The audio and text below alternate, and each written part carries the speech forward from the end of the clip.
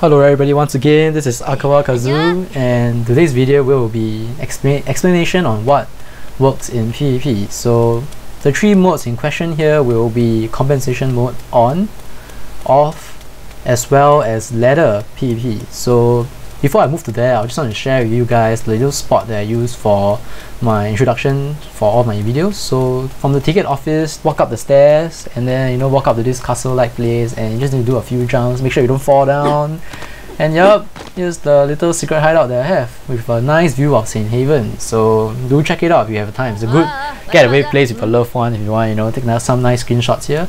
And whoa, that was a nice leap down, and only in games can you do this, lol. But anyway, so let's move on to, I will start explaining compensation mode on PvP. So the first thing in question is, does skill rings actually work? The answer to that is yes, skill rings work for all three modes of PvP. So right now I'm going to the blacksmith to show you how you can get your own skill ring. So at the blacksmith, you can go to the accessories tab, check it out, man. You have earrings that gives you a certain number of skills that you can +1, and there will be necklaces as well as rings. So when these skill rings actually work in PvP, what do I mean? It works whereas in compensation mode on PvP, the level of your skill actually counts. That means a level 1 Moonlight Splitter versus a level 2 Moonlight Splitter. The level 2 Moonlight Splitter will definitely do more damage than a level 1. So a skill ring can actually help you +1 to a skill. And note that skill rings don't stack. That means you can't have 2 provoking slam skill rings and you can +2 a skill. So no, skill rings only can work one time. That means you can only have one skill ring that has one of the skills. So you can only use one provoking slam skill ring, for instance. So for Sword Masters, I would recommend provoking slam +1 because it increases your opponent's damage taken by 35% instead of 30%, which is the cap for this level, which is level 4 provoking slam.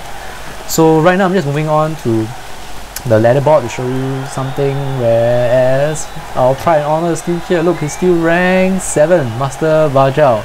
Still the Sword Master in question that is still in the top 10, but the rest are all elemental lords, unfortunately. But anyways, that aside, I'll be showing you the different modes in Colosseum PvP. So here are some of the options that you can have while you're creating a map.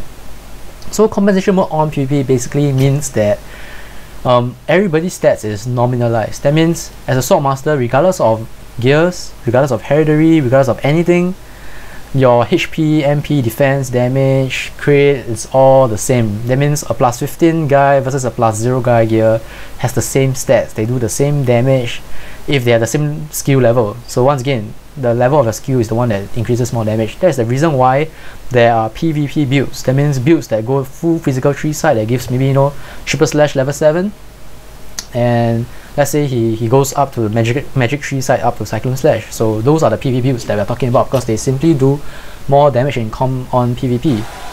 So right now I'll move on to showing you all some footages on the difference in damage. So on PvP, skill rings and level of your skill counts only.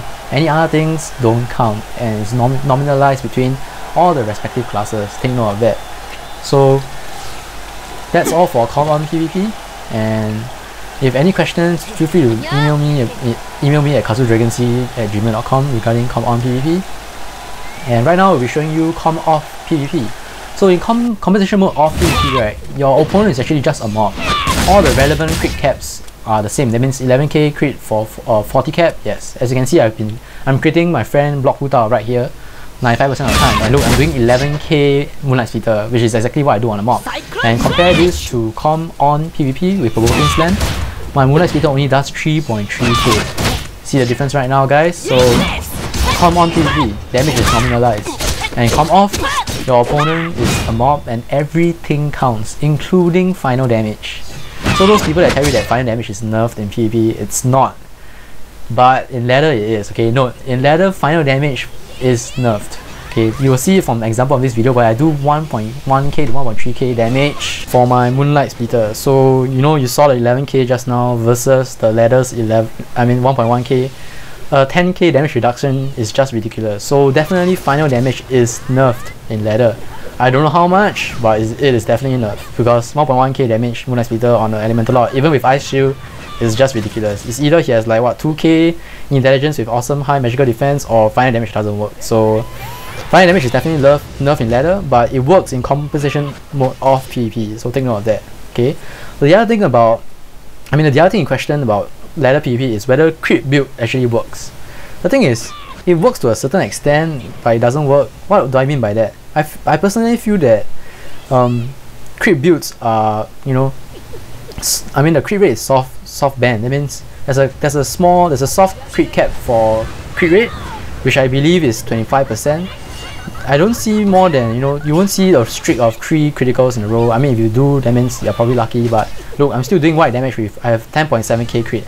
And for elemental lords that do crit build, they will definitely, have only 4k crit, so their crit resistance won't be very high as well. So right now this guy is talking smack because I'm doing the hit and run tactic against him and he's just crying. But anyway, ladder PvP crit build it's not actually the most effective build for ladder, because crit rate is definitely nerfed regardless of how much crit rate you have. I mean, if I'm fighting acrobat or bowmaster with high base agility and thus high critical resistance, you can say that, but right now I'm fighting an elemental lord which probably doesn't have high critical resist, and look, I'm only critting like 1 out of 3 of every skill, so crit rate is definitely nerfed in ladder as well. So what actually works in ladder that is more effective? I would recommend, paralyzed builds. Stun build as well, I think is capped like crit cap, because you don't expect to do 95% stun rate on a person, so that's probably capped 25% as well. But definitely paralyzed build works. So what is paralyzed build? If you're a priest, paralyzed build means that all your light spells have a chance to electrocute your opponent and give them the shock status. But for assault masters, it means that you actually have a chance to flinch your opponent. The flinching animation is where the character gets hit and he goes I'm stuck. So that is the flinching animation. Okay, so paralyzed build works for ladder PvP, especially if your opponents are people that are without shield. So it works very well against mercenaries, acrobats, and when they're flinched, you can just throw in a cyclone slash. So that's why paralyzed PvP builds exist for assault master. So ladder, okay, so note the different sort of nerfs or I think balancing that they are doing, so that people don't get one shot by someone's fireball because they have 100% fire damage. So definitely crit build not the very wise choice build against ladder. So right now this guy is just QQing and calling me a noob because I'm using a tactic that's successful against him and running out of mana, so it's just a matter of time before he dies. So I hope that you guys like this video and are clearer in terms of what works in the 3 different modes of PvP. So once again, compensation mode on, only skill levels and skill rings work. Every other thing is nominalized. Compensation mode off PvP, your opponent is a mob, okay, is a monster. So whatever stats that work against a monster will work on the player. And finally, ladder mode PvP is something like compensation mode off PvP, but note the different nerfs, like for final damage, for crit cap, there's a soft cap on it, I believe so, and the different builds that are successful. So check out the descriptions in the link below. There will be a link to a post that I'll make regarding in-depth item builds for PvP, like how do you actually produce a paralyzed build, how to reach 11k paralyzed, and in-depth explanation on the 3 modes of PvP. Like button if you haven't, and subscribe. The next video will feature the Dark Lair guide, where I'll explain to people some of the tips that you need to know to complete Dark Lair. I think it's quite difficult for most people right now. And I'll see you guys next time, and God bless to all of you.